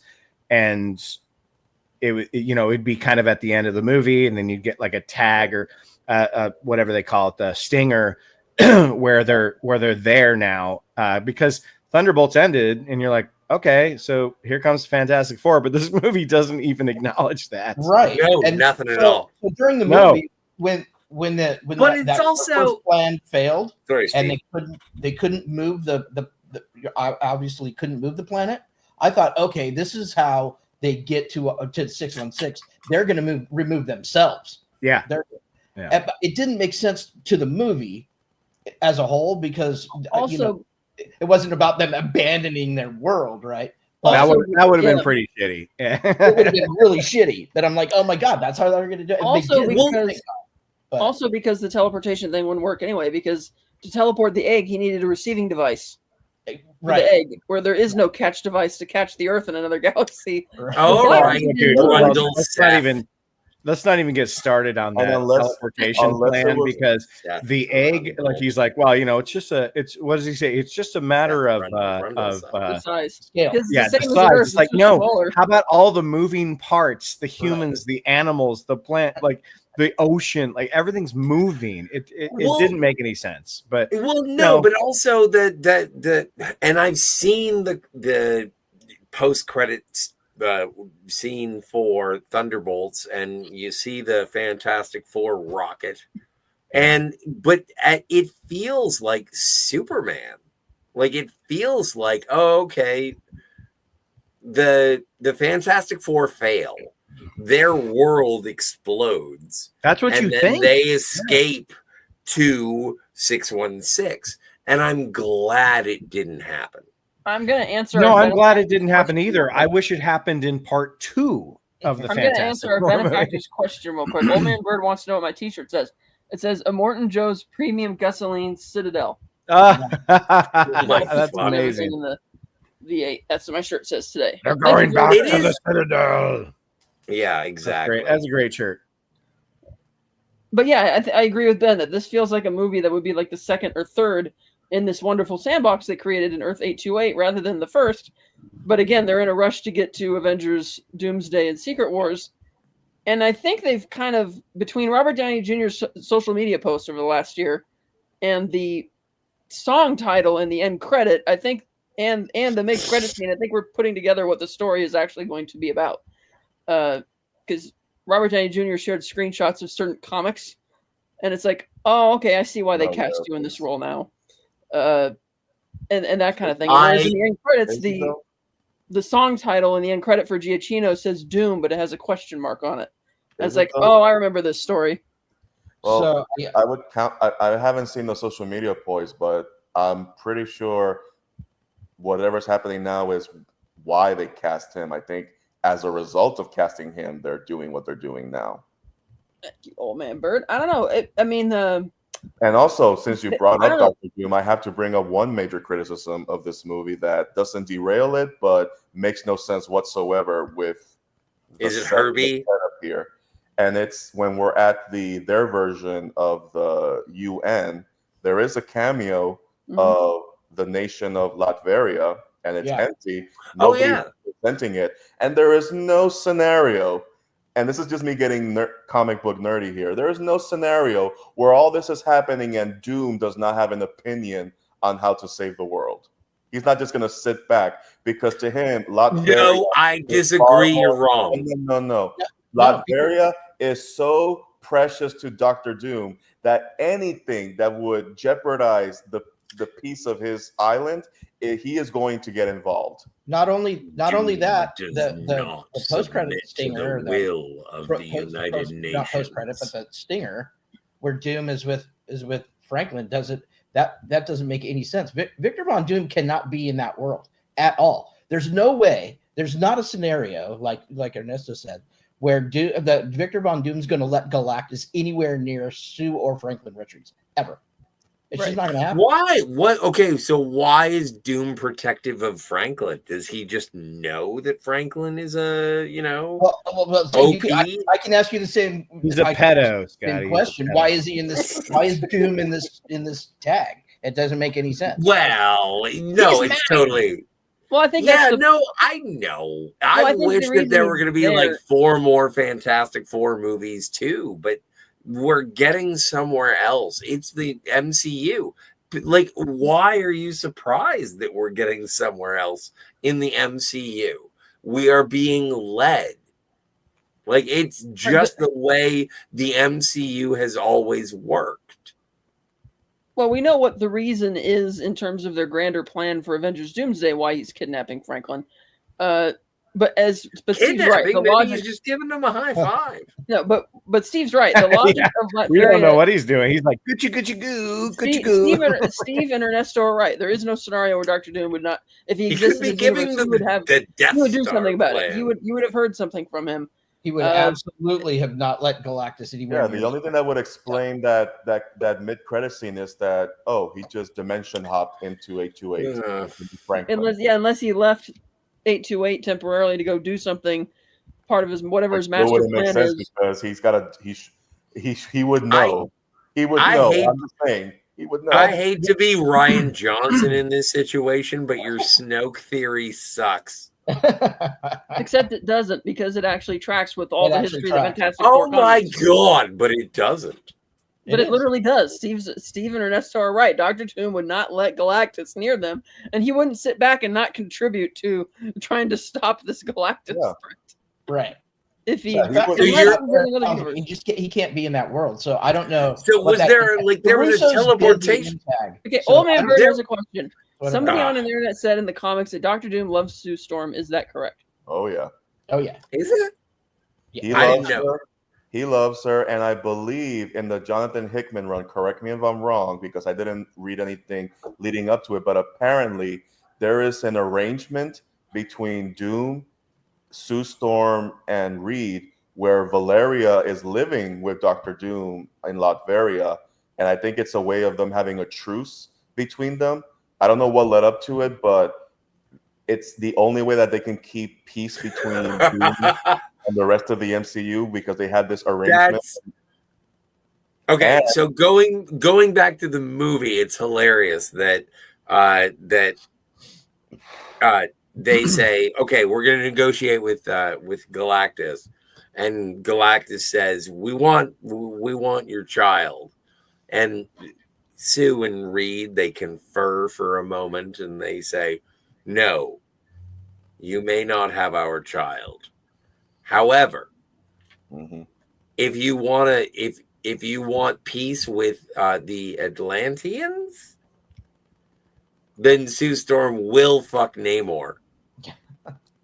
And if you want peace with, who were you talking about just a minute ago? Doom. I think so Doom is in love with Sue Storm, and apparently, if you want peace with the world, all you got to do. And Sue Storm, does Sue Storm fuck Victor Von Doom? Cock? I don't think so. All right. Well, hopefully not. I don't know. We're not going to get any more of these movies. Yeah, and if it's you want check it out on X videos. And again, I don't have a lot of lore knowledge when it comes to Sue and I guess you can call it an icon in a way of her being in comic book storylines and even comic book covers with Namor. But they kiss. My understanding has always been that because Rita's always so stuck in the lab and always ignoring her, that she just casually flirts around to the point she had to go find her dick somewhere else. Yeah, exactly. We're describing Reed Richards as being a cuckold. Did she ever? Even though he can stretch it as big and as long as he wants. Okay, I'm serious. That's rude. Did she ever? I'm just on him? Stating I'm on your side, dude. He's asking, does she ever do that in the comics? Yes. Does she ever cheat on him, or does she just? Well, no. There was the comics code. You couldn't see stretchy dicks. That's not what he's talking about. He says, does she ever cheat on him in the comics? I think she does. I don't know if they ever go that far. Well, no, I don't think she she just sex flirts with somebody else, but she flirts. She just flirts. Yeah, she definitely flirts. Okay. Yeah. So she's not a slut. She's a hussy. She wouldn't be a slut just because she's dating other guys, Scott. Well, she's a philanderer. Like, what do you call a Unless woman who sleeps around on her husband? You know what's crazy that happens in the comics, though, is like Ben Grimm's girlfriend, Alicia, ends up getting like head over heels for Norrin Rad, which is really weird. Oh, that sucks. I don't like the rock. I like the smooth. Comics, ladies and gentlemen, they're very complicated if you don't know what's going on. Yeah, I know. The characters are fun. That was funny, Ben. Yeah. Ben, LMFAO. All right. I don't know what, but thank you. Well, the jokes you guys were just telling. Okay. Thanks, man. Love you, old man bird. Yeah. I wonder if, because they didn't even reference the Thunderbolts post-credit scene, if that post-credit scene is going to be seen from a different perspective in Avengers Doomsday, like they're just going to repeat it in that. Well, remember when, like, at the end of I forget which one, and it was like Bucky's arm was caught in a vice, and then Sam Wilson was like, I know a guy. Like, that's what this post-credit scene felt like. And it was like, you're teasing something. I'm not sure what. Yeah, I think it's going back to the comics where Doom wants to use Franklin's powers to create another universe. Yes. And the comics that Robert Downey Jr. shared to his Instagram were ones where he's committing identity theft and body swapping, where he kidnaps a version of Tony Stark to redefine as the leader of this alternate universe that he's created, which I think is why in the end credits the song says Doom with a question mark, because it's not the real Dr. Doom. It's like, like his creation of it. Maybe there's a secret actor they've cast for whoever that is. Matt Damon. That's a cop out. That is a cop out. Well, we don't even know if that's true. But we don't know if that's true. But he did share those. I know, comments. But I'm just telling you right now, if it's true, it's a cop out. That's been a theory that it's just going to be a variant. Well, I mean, it is possible that that's the storyline the Russos genuinely conceived, and that's why they wanted to cast him, and that they just lied to people. Well, I've heard that they've. Like Robert Downey Jr. is under so much prosthetics that you can barely even tell it's him. So I don't think it's going to be some Tony Stark variant. I think they look like Freddy Krueger. Yeah, maybe. Yeah, I think they're more going for like, hey, we're just happy to have this actor back. Yeah, so not necessarily. So you're casting Robert Downey Jr. to put him in prosthetic to not recognize Tony Stark. That's what I've heard. Some actors like a lot of money to pay somebody to not. Listen to conversations about Paul Giamatti working on Planet of the Apes, the Tim Burton Planet of the Apes. He just wanted to be in it. Yeah. He just wanted to be in it because he loves Planet of the Apes. He wanted to do it. Like Robert Downey Jr. could be an actor. Like he could be a guy who wants to put that on and see if he can play through it. That's not his call. It's the studio's call. The studio's the one that pays the actor the money. And I think it's about, that's a good point. That's a good point. I think it's about 49% his call, dude. Galactus chimes in and says they should have lost to Galactus, have the planet eaten by Galactus' spaceship, and they hightail it out of the 828 with Franklin to the mainline MCU. Sometimes you have to go wild with the ending. Well, that's what everybody thought. That's a lovely movie that you've written. What everybody thought was going to happen. Yeah. The only thing that would actually make it work is if they rewrite the whole, thing about teleportation, because he is building a teleportation device. He's not building a dimension device. That's the thing. Right. We don't know how he's going to hop. Well, that's the thing. We don't even know if smart enough to not accidentally create a dimension device. Exactly. And they don't even know if that thing worked. They may have sent fucking Galactus into the 616 for all they know. Or you know what? Maybe a fly ended up in the same transportation device. And now we're going to came out the Grendel fly. Grundle Galactus. And every time he eats Oreos, he pukes. Yeah, he just pukes on the earth and then. It is somebody we know. He says, "I changed my name again."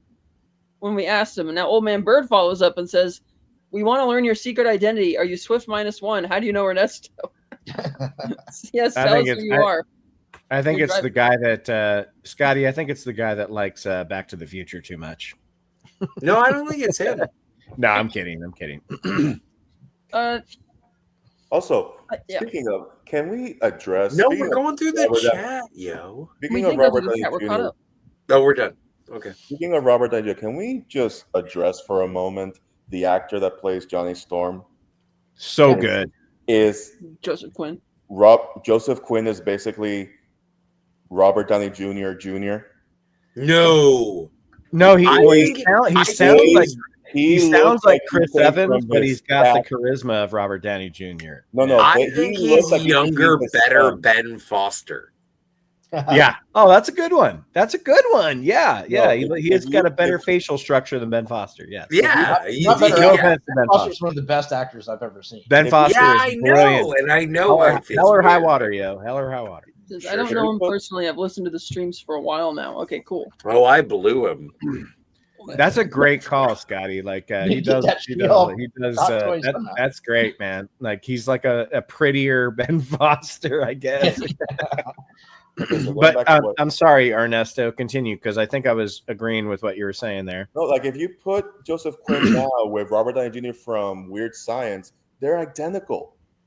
They have the same eyes. Like I see them just like, man, you look just like Robert Downey Jr. in his early career. No, I don't see it, but okay. Okay. She thinks he looks more like Anthony Michael Hall. No. He's a much nicer person. He's a great Johnny Storm. Very good casting, in my opinion. Yeah, I thought it was the casting all around the board was pretty good in this movie. It really was. Yeah, he's a tame Johnny Storm, and I wish they would have played up the Playboy aspect more. I don't like that whole thing that they wanted to pull that back. I'm just like, hey, can you just let him be and let the audience decide whether we like it or not? Because we didn't have an issue when Chris Evans did it, so why would we have an issue with him now? 2005 versus 2025. I guess that's why. No, I disagree. I'm pretty sure we would have been fine with it. No, we would have been. I'm just saying that's the way even Sue Storm was flaunting. Ernesto, I'm just saying that's the way they think, not the way I think or you think. Yeah, but it's a criticism. I'm just saying that we would have been fine with it. I would have been wants to know what did we think of Reed Richards in this? Well, I don't know many Hispanics named Reed or Richards, so. I remember when he first got cast, people were calling him Reed Ricardo and Reed Rodriguez. Oh my God! I never even thought about the Ricky Ricardo joke until right now. It's hilarious. I don't know any.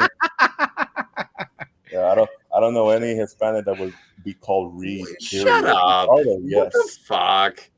Does it matter? Well, I think that does it really matter? That was that they cast. Well, it also matters that apparently Pedro Pascal is playing to the fact that all I see is Pedro Pascal dressed in a Fantastic Four cosplay because the guy is a brand unto himself that he just is distracting. and I never feel like I'm watching Mr. Fantastic. I'm like, oh, it's Pedro Pascal playing another. No, see, I get the overplay with that guy. Like, he's in a lot of shit, but I think he's a really good actor. Well, I just thought Eddington. He's not a big part of that movie. I'm not denying that he's not a good actor. He actually acted very well. I'm not denying that, but it is distracting. So he did a good job. Acting, yes. What I'm saying is that I never his job. Scott, stop. Shut the fuck up and let me finish. All right. I acknowledge that he performed very well, especially in the very dramatic scenes. I have no issue with the acting, but it is very distracting to see, oh, it's just Pedro Pascal. Not that he's just overexposed, that it just, he doesn't change anything in his look just to, oh yeah, let's put some gray because nothing about him. That's not true. No, they even asked him, like, why didn't you shave your mustache to play Mr. Fantastic? And you heard this, I'm guessing, right, Ernesto, where he's like, I just think I look like an idiot without my mustache. And it's like, all right, fine, but you are taking on a role. Maybe you should, play the role. You know what? And that's a bullshit fucking argument, because everyone has been absolutely moist for the idea of Reed Richards having a full beard since forever. Right. And no, but like, they've been transitioning. Like, there's something, I don't know. People like facial hair. And so they've been doing it. Like, look at Jim from The Office. Jim from The Office in the Multiverse of Madness. Like, he had a beard. He had a dad beard. And like, they've been doing it in the comics. So if you get upset about facial hair on Reed Richards, I've been upset before it was cool. Like, it's ridiculous. Can I tell you, Scotty, I didn't have any problem with his mustache, because I agree with him. I think he does look better with that facial hair. My only problem with facial hair in this movie is when the Thing grew a beard. That was so stupid. Yeah, that was fucking stupid. That was really stupid. I agree insofar that it feels like Pedro Pascal, again, cosplaying is fantastic. Good actor, but I wasn't thinking Mr. Fantastic as much. Yeah. And that was my point. I do not get that he lost himself in the role. At least, how do you pronounce his name? What is your? How do you pronounce the actor's name from the 2000s Fantastic Four? Eon. Dude, that name is hard, man. Ion Grafo. Yeah, that dude looked like the comics. I also mispronounced it, but everyone looked exactly like the comics. Let Ernesto finish. I bought him more as because he actually lost himself in the role. We're here again, great acting, but it's just like, yeah, but it's distracting that it's just you cosplaying here. There's not enough. I disagree because differentiating him from Joel. There's not enough differentiating him from the Materialist. There's not enough of him from his previous roles for me to be like, oh yeah, you're definitely fantastic. The only thing I disagree with you on is, like, the guy from the 2005 and 2007 movie, like, physically looks like the comic book character, but they wrote him so bad that he was never smart. Like, he was kind of an idiot. He was a wimp. Yeah, he was a wimp. He was a weirdo, and he wasn't that smart. But I do agree with Ernesto. Out of all of the Mr. Fantastics that we've had so far, Pedro Pascal is probably the most Mr. Fantastic. I would have to agree. I always wanted, if they were going to go a little younger, Joseph Gordon-Levitt, I thought would have filled that role out pretty good. His voice. He's busy being Robin. No, I actually like that they are sticking to him being older, because it makes sense that he's the seasoned, not a veteran, but he is the seasoned leader. That makes sense to me. Yeah. It didn't work. It didn't work with Miles Teller. That's for damn sure. No, that was ill-advised. Mr. Miles Teller is my Mr. Fantastic. Old Man Bird agrees with Ernesto and I on Pascal. Yeah. And even though I did make a jab at the fact that, I don't know any Hispanic who would be called Reed Richards, at least we didn't have a situation like in Fantastic where Miles Teller somehow stretches himself into a different ethnicity to hide the fact that it's him to sneak into a base. At least Well, it wasn't that insulting. My favorite part I about don't remember 1 second of that movie. My favorite part about Fan Four Stick is also it's a movie that I've never seen, but it's the only movie that everyone celebrated the fact that a black person was set on fire. Oh, Jesus Christ, Scott. Okay, changing the subject. Galactus says, "What did you think about the segment of Shala Ball when she was human? I thought it looked great. Would have liked to have seen more of that backstory." I thought they kind of made the statement pretty sufficiently with her that, yeah, she had an opportunity to save her planet. She did. I would wonder what she actually said to Galactus, because it's not like he was looking for a herald. He just came to eat the planet. So yeah, that might have been interesting to see her negotiation skills, to see, hey, do you need somebody to do this for you? Yeah, but okay, Kat. What? Seriously, if we're going to break down the idea of what the Silver Surfer does, it's basically a host at a restaurant.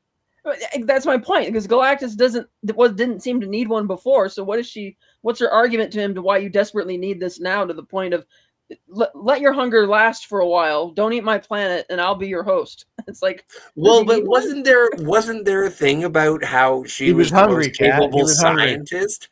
Like, no, but Shala Ball was the most capable scientist, and they were dealing with the idea of trying to fend off Galactus. And so Shala Ball was like, okay, she made it so she could actually communicate with this relentless force. This is what I got from the movie. And then Galactus was like, well, if you find me something better, like if we have to go to Arby's. That's what I'm saying. I would have loved to see that back and forth. Well, I think they presented that. If I can remember it, I have a terrible memory. Can we get some potato cakes and original roast beef? Exactly. Let's go to IHOP. No, I don't think. And so that's I got absolutely everything about Shala Ball and about her home planet and about her heraldhood. Like, I got everything from that movie. And when people say it's like, I didn't get it, it's like, all right, I was stoned. Well, to your point, Galactus, about would you like to see more of that backstory? I wanted to see more of Galactus's backstory. Like, that sounds like almost a movie into itself, how he became Galactus. Like, wait, you said you would like Galactus is infinite. It would be 9 hours. No, but when he says that he used to be like them, like a somewhat regular guy, and then turned it like, oh, I want to hear that story, Me too. It would be 9 hours. How great was the voice actor, the guy from The Witch? I can't remember his name. Well, he was in costume. There's behind the scenes photos where they put him in an entire Galactus costume. How fucking good is his voice in that, man? Ralph Ineson is great casting for that. Perfect casting. Yeah. He was my favorite casting choice when I heard that when they announced that years ago. I'm like, yes. Yeah. They should have had him use his real accent though, where he's like, he's just like the Welsh are so weird. Fucking Welsh accent. If you are listening to this podcast, YouTube video, or whatever, and you are Welsh, I appreciate you sifting through our accents. Sidebar, this is why I didn't speak for 30 minutes, because it's difficult to jump in. Right. Well, but we can't see you either, so we don't know you're trying to jump in because your camera's off. Exactly. That's why I said. Yeah, but it's because, Anyway, I was going to say a dirty thing. That's fine. Ernesto, can I go have a smoke? Fuck off. Yeah, that sounds like a good plan. Galactus was Galen when he was a human before his planet blew up. They could have given us at least a scene of that. Yeah, that sounds interesting. That'd be neat to get more from him. And Steve, you gave us a couple things in the chat here about your take on Reed. I did, because I wasn't able to jump in on that. So yeah, jump in and share. Now that Scott's gone. No, it's fine. It's basically, it didn't quite click for me. And while the performance is technically solid, I'll just read this. His portrayal felt a little too polished, missing the flawed brilliance and obsessive drive that define Reed in the comics. It's less reluctant genius and more charming professor, which, while likable, feels a bit off tone for the character. He was doing something with his voice that didn't take me out of the movie. He was trying to sound like a nerd or something. It was weird. That it was a take that was just a little off-putting for me. It didn't affect my enjoyment of the movie or his character all that much. It's a minor criticism. He's a wonderful actor. I think while the casting was always kind of a question mark for me, I think he pulled it off fine. There's just my gripes about it.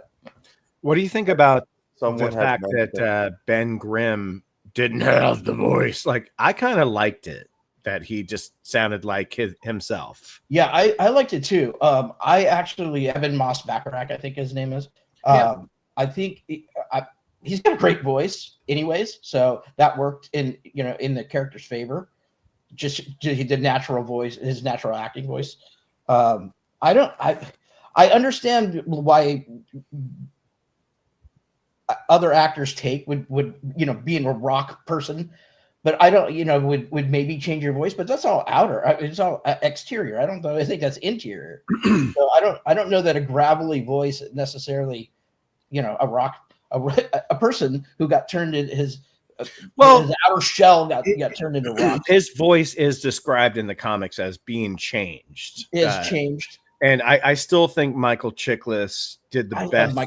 He did the best performance of Ben Grimm in a rubber fucking suit, just really owning it.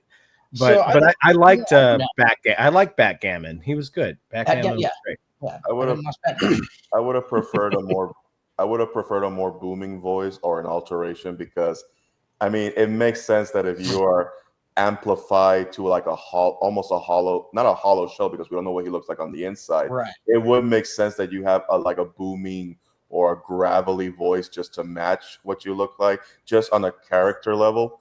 And I liked Moss, but this is more of a design thing, not a performance thing. Like, design-wise is fine, but I think he should have been taller, bigger. Like, I know that depending on the iteration that you read, he's either at height level of everybody else, and other iterations he's as big as the Hulk. I would have preferred a happy medium where he's just the big teddy bear of the group. And they should have had him shirtless too. The fact that he was wearing like the full outfit was kind of weird. Yeah, it's not like he needs it. No, he's usually just with the pants, you know. And I think a lot that was left on the cutting room floor, which was a disservice to the Ben Grimm character, was whatever human existence he was trying to latch onto that we never really explore, other than a few scenes with Natasha Lyonne's character. So there was more there. We didn't get to see it. And I don't know if there was a reshoot situation or not enough time to render, but there were a lot of visual effects that did not look good with Ben Grimm, especially when he first talks to Natasha Lyonne. She's not even looking directly at him. She's looking through him. And I don't know if he wasn't there that day to talk with her, or whatever tennis ball they gave her to look at was not at eye level with the final thing. It's a blink and you'll miss it. I noticed it. Other people might not notice it. Another time it's just hard to look at because everything around him is not fully rendered and it's too green screen other times, but it didn't take away too much, but you could notice it after a while. Yeah. And the beard thing, that joke with the whole beard, I'm just like, okay, no. Well, it doesn't make any sense, first of all, because why are Johnny and Reed not full of whiskers? So obviously the electricity saving thing didn't. Well, I guess they could. No, okay, never mind, because they could just shave. Yeah. My bad. He needed like a fucking rock sander or something. But it was dumb, and they kept it on the whole rest of the movie. Where it was like, we could have used whatever you were doing with the beard more time with Natasha Lyonne's character. I'm just saying. I didn't. So that the voice didn't take me out, but not thinking back on it. If he would have done a gravelly voice, I wouldn't have minded that. For this iteration, I liked it that he just had his regular voice. It kind of made it funny without it trying to be funny. Like especially when he's it's dinner time, and he sounds like the guy from The Bear. No, but like Ben.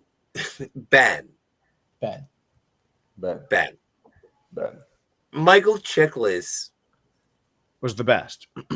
Yes. Like he's the Sean Connery of The Thing. And if he only had the special effects of Fantastic Four First Steps. Like the voice that Ben Chiklis. Vic Mackey from The Shield. Yeah, the commish. The commish. Yeah. Like I love Michael Chiklis so much, and he loves The Thing so much, and so the only thing that was missing from The Thing was Michael Chiklis. Well, I think the reason I like Michael Chiklis's The Thing the best. Well, first of all, even in kind of a mid 2000s schlocky, comic book movie, there was a lot of depth to his character. Like Johnny does what he does in the comics. He makes fun of him all the time. And then you get that scene where his fiance drops the fucking ring on the ground and he can't pick it up. Oh, it's heartbreaking. Yeah.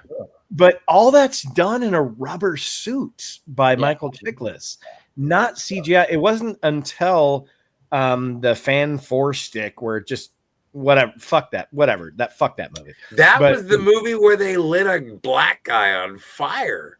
Yeah. What? What are you talking about? So there was and he was Johnny Storm. We saw Michael some elements of that, Ben. We saw some elements. Was it Michael B. Jordan? And Ben was looking at the TV and he saw his human self. And when the TV turns off, you see the reflection. It's a very, very subtle performance from Moss. I'm like, okay, I see it. Because most of the time, I don't think he was too expressive. And I don't know, it's not because really, the animators were trying to he's a rock person. He shouldn't express too much. I'm like, well, he can express. Just make it more, emote more. Well, they've already bypassed the fact that people are scared of him by this point. Yeah, right. The 2005 one, I appreciate it for showing so much time on him where, because that's the movie where you actually see him get the raincoat and the hat, the fedora. In this movie, he just has it because we've bypassed all that stuff. But and he doesn't as bad as the 2005 movie is, they really do explore Ben Grimm's sadness and tragedy. And he doesn't have that ego where he's constantly pumping his chest in order to hide the fact that he's suffering all the time because he's a rock monster. It's like, hey, where's the ego? That Ernesto's talking about? That scene is really good because it's the subtlety of the scene conveys so much about the character. Right, without any exposition, no dialogue. It's just him looking basically in the mirror at himself. It reminds me of the Pyro scene in X-Men when he looks at the. And then the other thing that I liked that they introduced, but they didn't dive into further, which I would have loved to have seen more. Just like it would have been great to see more of Galactus and everything. Is when they come back to Earth, they ask him, "Hey, did you win?" No. What he wanted was too much. What did he want? Our child. And you can already see people like, that's it? Why didn't you give him the kid if that's all he needed? And yes, it started because they were starting to turn on him. The needs of the many outweigh the needs of the few. But I'm like, they did not go at that hard because you can't. I just don't buy that Sue would have just talked them out of it like that. No, people would have serious issues. There's a lot of people saying they should just not have told them the truth, at all. But I like the dialogue where they go, so how did you defeat Galactus? And he goes, how did we, what? And then Ben goes, well, we didn't defeat him. And then Johnny goes, yet. And that's all three of those character moments in that one scene are perfect. It's like, because now you have Reed going well, we didn't defeat him, but I don't want to say that out loud. And then, that There's a lot of good dialogue in this Well, movie. and that's what I mean. And that's why I care about this movie so much. Like, first things first, like, I don't know if I've said it before. I'm going to say it now. Again, I put this in my how I want to see these superheroes. I put this with Christopher Reeve Superman. I put this with Captain America the First Avenger. I put this with Sam Raimi's first Spider-Man. But like, do you put it with Billy Zane's The Phantom? I put it no one is as good as Billy Zane's Phantom. I talked to you about this. So, no, I think that this is something. When I saw Captain America, and when I saw Spider-Man, and when I saw Superman, they made me feel like I was actually seeing a depiction of superheroes that I had grown up with on the page, and I got to see them on film. And I was the spirit. Exactly. Yes, sir. Like, it just stretchy, fire, rocky, and invisible force field. I know your superpowers. I don't fucking care. That should have been your intro, Scotty. No, it's on the back of the VHS. I mean, you kind of. But the thing is that it is all of these characters who have those attributes. Here, let's erase and start over. With that new intro. Are we done? Is it over? No, he's saying like he wants you to do the intro, like stretchy, invisible, fiery, rocky, or whatever. But and so everybody knows the superpowers, but the thing that I always wanted, like, it's always bickering. Whenever I've seen whenever I've seen a Fantastic Four movie, not including The Incredibles, like, it's always bicker. And this movie was like, we're doing it together, and I love you. And that is what pulled this movie together for me, and I loved it. Again, it's in my top 5 superhero movies. Really? It's not mine, but it's a good movie. It made me feel feelings. Kat, just to be fair, this movie is battling a very low bar. So, well, recently, but I mean, if you take it in the totality of the MCU. Well, I don't put it on par with Logan or Civil War or The Winter Soldier. It's not on that. Top 5 overall?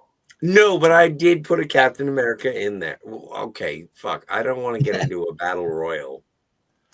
No, I was asking you. You said top 5 overall or top 5 MCU? Overall. Okay. What are the other 4?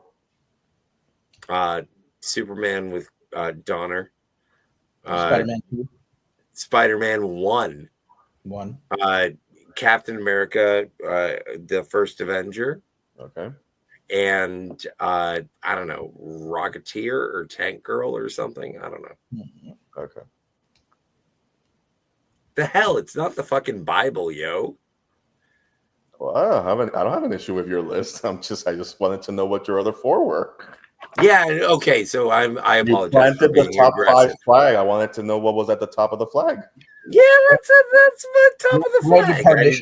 You're right. I shouldn't. I apologize for being aggressive. I put it kind of mid-tier MCU, lower mid-tier. Oh yeah. What is it? What is it under? No, wait. What is the one that it supersedes? What is the one directly under it? I don't have it that fine-tuned for 37 movies, but it's... Well, you guess it. Come on, ballpark it. You can do post end game like people do. Oh, baby. Is it better? Is it better than Doctor Strange? The first one? The first one's dope. First one's awesome. I like the first one. I'm just saying, do you like it better than? I kind of like Doctor Strange a little bit better, but they're both kind of pretty close. What about Shang-Chi? Mid tier as well. What about Shang-Chi? It's way better than Shang. It's way better than Shang-Chi. I don't know, man. I'm pretty sure it's better than Shang-Chi. Lemon pie. Kat looks traumatized. Is it from watching the movie or just spending too much time on a panel with Scotty? The latter. It's the second one for sure. Yes, hello, Lemon Pie. I should have been looking at the chat. I just kind of Lemon. Lemon. Where's Infinity War? It's funny you asked that, Galactus, because I loved Infinity War when it came out, and I hadn't watched it I watched it a lot of time when I first saw it, but it's been a while since I'd seen it, like a few years. And I watched it, and I'm like, it doesn't really hold up at all as a movie because they're trying to jumble so much stuff. It's like, yes, you have two competing heroes' journeys of Thor and Thanos, but it multiple times in that movie, I'm wondering, wait, what happened to this character? Are we going to get back to this character? And it's just such a big thing that, yes, it's like vintage comic excitement, but it doesn't hold up to me as much as a solid story. So I reviewed Infinity War with John and Mark, and I kept saying, man, people are just sucking this movie's dick so hard. Like, it's a good movie. It juggles all these characters really well, and the interactions are very fun, but there are so many dumb writing decisions in this movie. I still put it at like top tier, but bottom of the top tier. No, I put it in top tier as well. Top 10. But man, in retrospect, there's some dumb fucking writing decisions in this movie, for sure. But like, I liked Doctor Strange's Multiverse of Madness more than Fantastic Four. I'll say that. I didn't. Yeah, well, Multiverse of Madness too. I like the Sam Raimi. I like the Sam Raimi aspects when they let him play in his sandbox, but I didn't like the overall story. And that's why I didn't like Multiverse of Madness, is because remember when Edgar Wright was supposed to make the Ant-Man movie.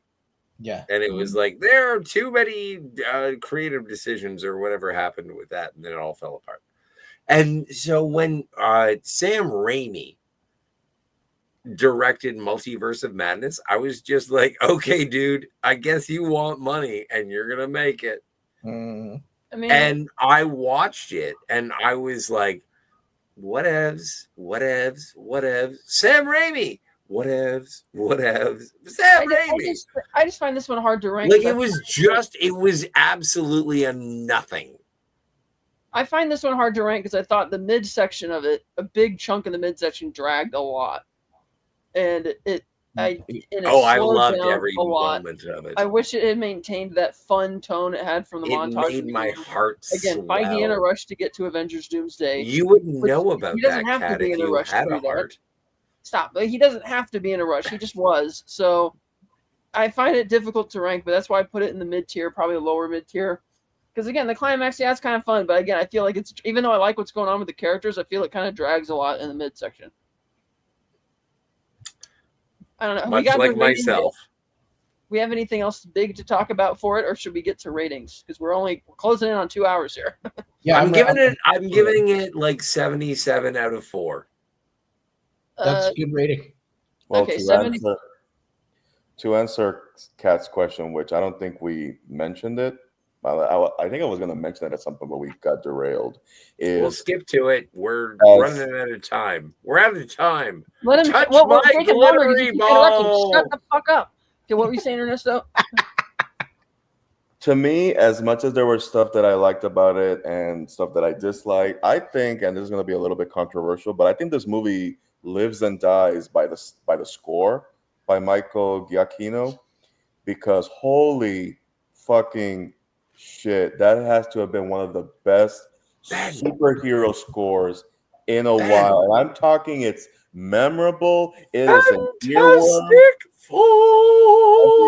Every minute it's gearing up, and I am really getting into whatever's happening. It's like, this is working. It is very few of the movies. Do you want to sing it? Very few movies in the MCU have a identity when it comes to the film score. And this one had it that a lot of you recognize we can the sing it if you want.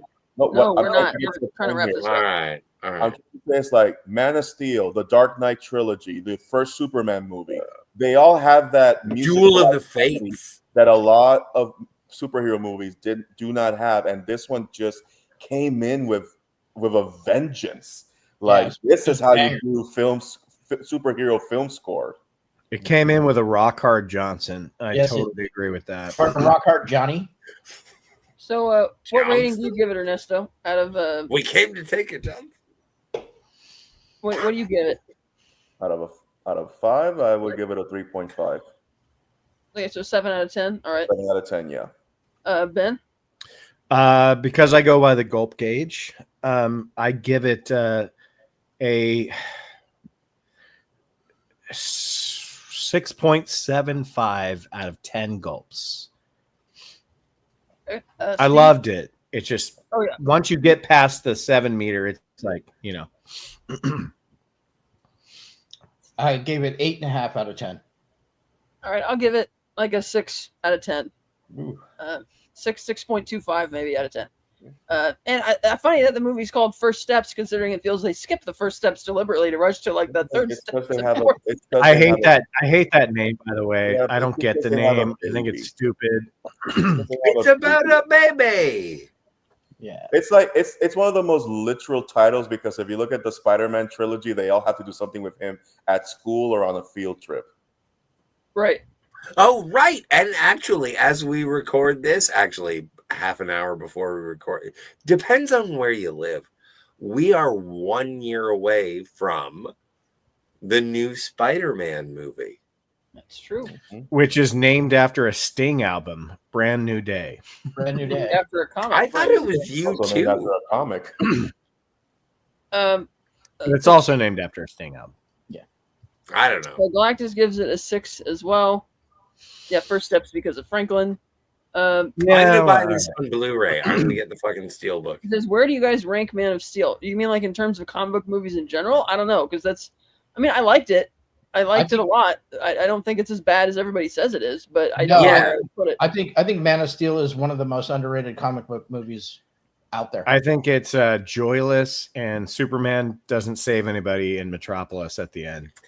I watched it just before I watched the new Superman, and I really liked watching it. Like, I wanted to revisit that one. Oh, he says, but I do love Henry Cavill as Superman. Yep.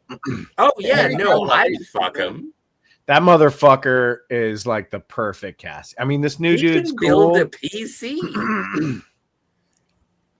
I like the new dude, but man, Henry Cavill, fuck yeah, like that's wait till we get Warhammer and when